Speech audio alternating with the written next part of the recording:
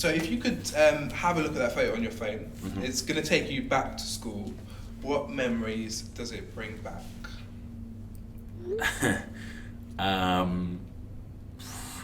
Being a little unsure of myself, I think. Definitely some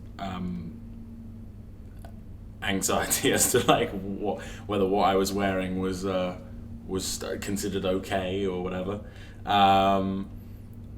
Like backpacks being a big thing, like rucksack, like what bags people had seemed to be a really big deal, and I didn't know what was cool or what was not. But I remember I could never be bothered to sort what books I needed for what day, so I would just have all my books in my bag.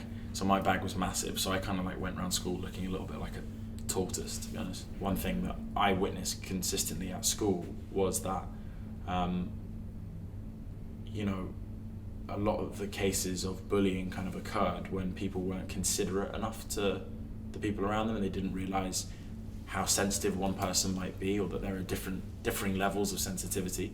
It's crazy because a lot of the things that were said or did to me that I guess I would consider bullying, I didn't realise how much they affected me until kind of later on, and the insecurities that I developed in my adult years and the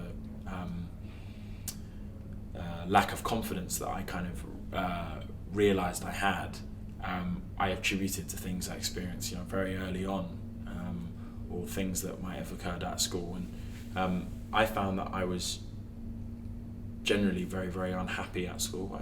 I felt very, very alone, and I didn't fit in with a particular group, or I didn't identify with a kind of collection of people until much, much later, until kind of my final 2 years of school, when everyone kind of matured a little bit more, and that meant that if anybody was mean to me, or I felt like anyone was kind of bullying, it affected me a lot more than it might if I had a lot of people around me, or I felt like I had a really strong collection of friends to kind of support me. My worst memory of school was my mum dropping me off at the start of a new term and saying goodbye to her.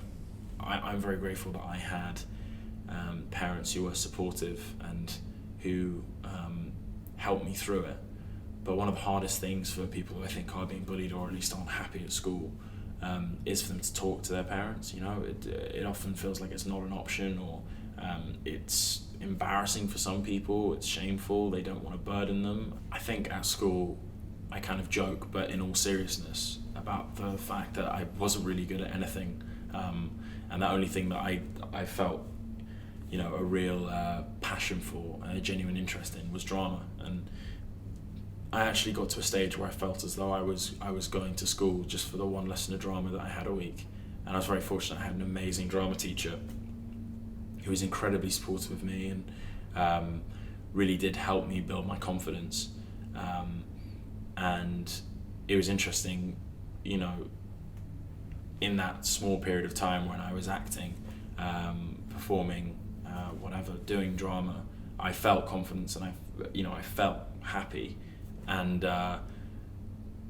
I wish I could have felt like that the entire time, but drama was a complete saviour, because I think without acting I would have been in real trouble. If I hadn't found what I love to do now, I would have really, really struggled, even more so at school.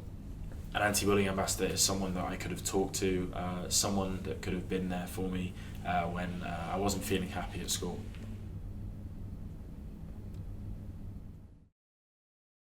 In the UK, 10 million children are going back to school. Over half of them will be affected by bullying.